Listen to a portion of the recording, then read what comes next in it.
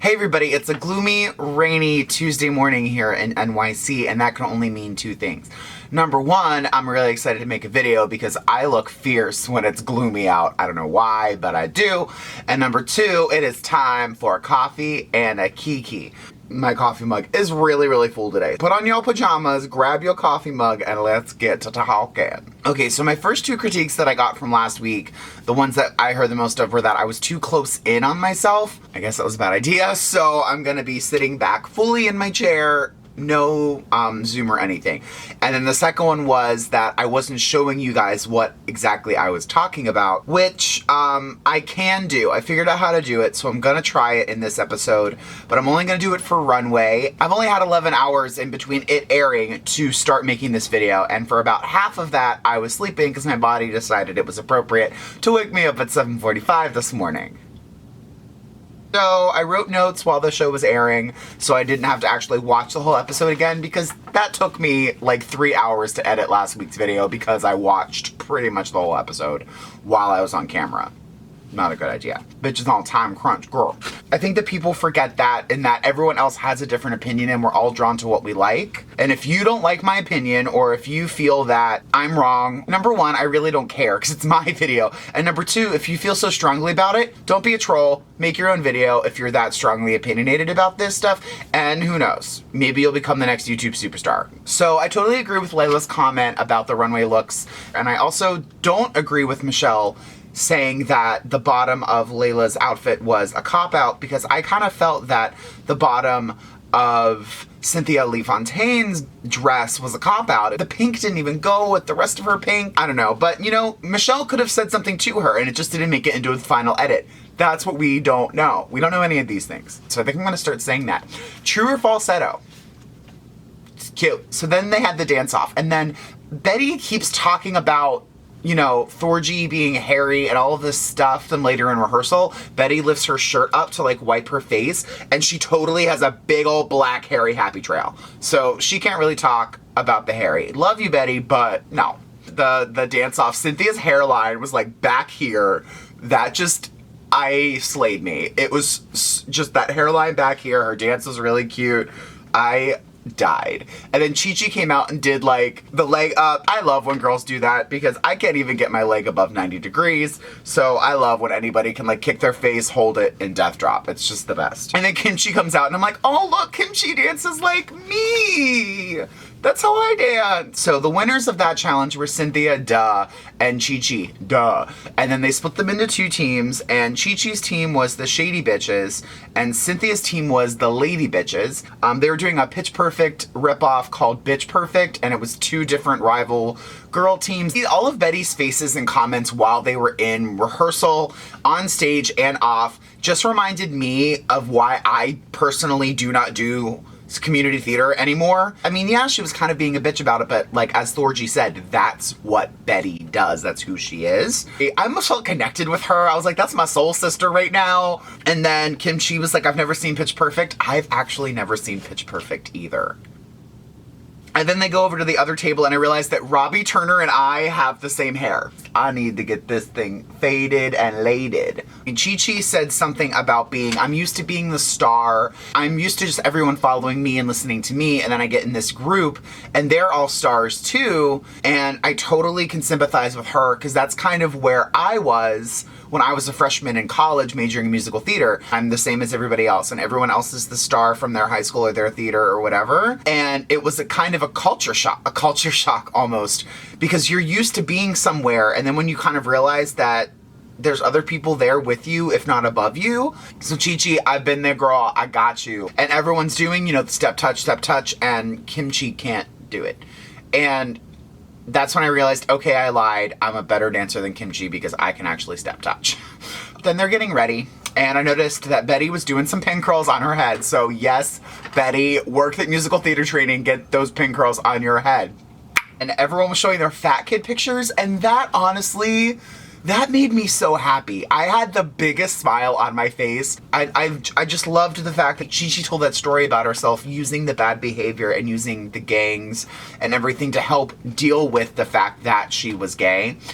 And that she overcame that, and she grew from that, and she's on television now. Like, she's probably her hometown hero now.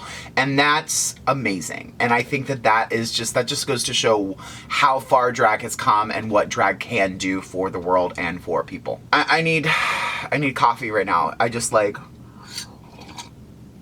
RuPaul's wig this week, you guys. Like, I thought last week's wig slayed me, and then she came out, oh, those finger waves. And the fact that the finger waves went like all the way over onto the side and all the way over, oh God, I want it so bad. Matthew Anderson, like, cheers to you. Here's to the ladies who beat hair. Like, girl, yes.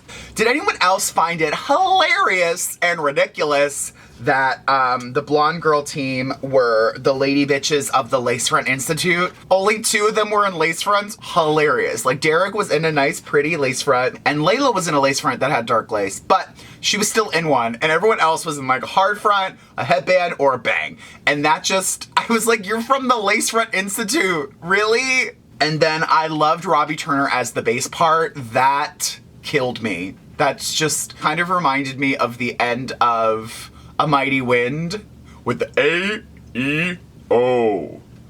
I wrote this on Facebook last night and I got some good comments. Robbie Turner last week walks in and is like a poor man's version of Jinx Monsoon. And then this week he walks in and he's like a poor man's version of Paige Turner from New York. And someone brought up the point, maybe that's why his first name has Rob in it, because he's like robbing other people's looks. And that slayed me. The runway was movie premiere realness, and I have it queued up to the runway. Oh, you can hear it. Okay, Cynthia Lee Fontaine. I love this hair on her. I think it's really pretty. I like the color. I like the color of the gown, but I feel like the gown is very simple, and also I feel like she could be cinched a lot more. Bob the drag queen. My friend Brandon, because I texted him, I was like, Bob's wig's on real crooked. And she wrote, it has to match her eyebrows. But this gown is beautiful. This gown's beautiful. I love the idea of the hair with that headband. The lace front is just really, really crooked. Derek Barry. I love this color on Derek. I love the gown. As they said, he does kind of look like an Anne Margaret thing. I don't like the proportion of this wig. He needs to either have less height or he needs to have more width to this wig. Personally, I don't think having the top of your wig super, super high and the sides of it flat to your head are flattering, but there's a lot of drag queens in this world that do. So, next. Layla McQueen. I don't know if Layla just doesn't know how to do hair or what, but I feel that every wig that she's worn has just been straight out of the bag and just kind of thrown on her head. And I agree with Michelle later when Michelle says she was lost in it. I totally agree with her. And I feel that she was being brought down because that hair is just straight and just hanging there. And, you know, shake and go wig, pretty dress, pretty makeup, but I feel I'm just not loving it, you know? Robbie Turner. I am obsessed with this Rosemary Clooney and White Christmas gown. Oh my God. I love it. I love this wig from the front.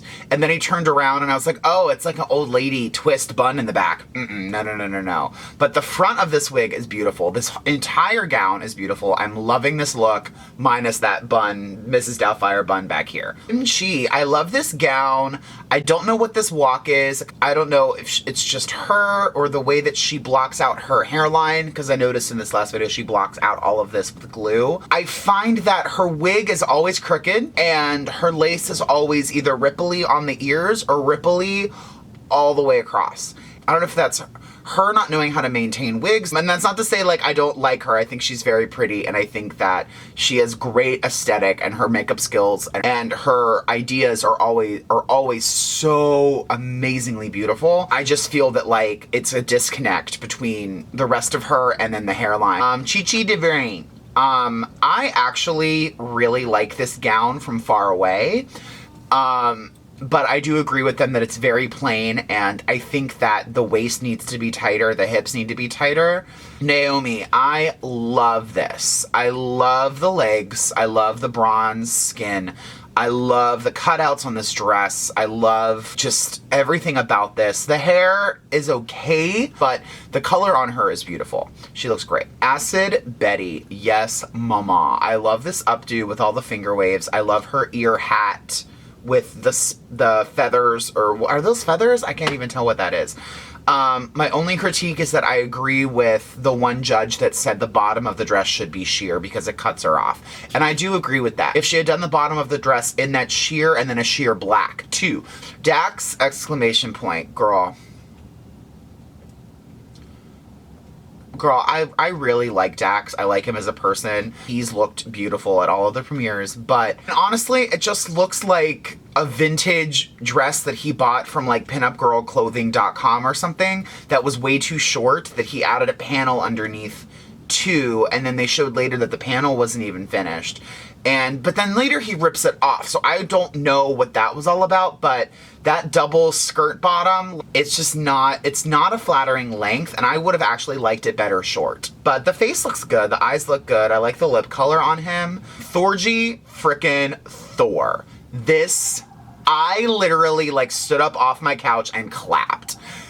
Because this outfit is everything. Like, I want that. I'm going to call Thorgy. I have to get her number first, but I'm going to call Thorgy and have her make me that outfit because I want it. I've wanted a 70s disco pantsuit forever, and just that hair was good. I just love how expressive Thorgy is on the show. She's so expressive. She's such a character, and she knows who she is, and she doesn't fight that, and that's what I love about her. And I really think that Thorgy is going to be one of the ones to contend with this season. I'm really so excited she's on this. I threw some shade at pretty much everybody, and then they got down to the best and worst of the night, and then the final two were Layla and Dax, and then they did the lip sync, and honestly, when they announced the two of them, I was like, Dax is going home. Layla got this stuff. Layla got this.